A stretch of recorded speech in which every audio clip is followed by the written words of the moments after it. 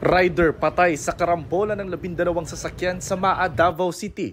Nawalan daw ng kontrol ang driver ng isang wing van truck at inararo ang 6 na pribadong sasakyan at 5 motorsiklo. Nasa kustudiya na ng pulisya ang driver na naharap sa patong-patong na reklamo.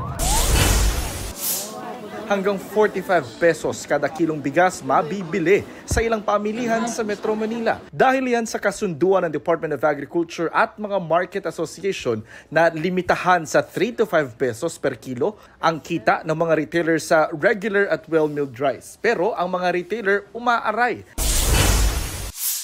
Pastor Apollo Kibuloy naka-confine sa Philippine Heart Center.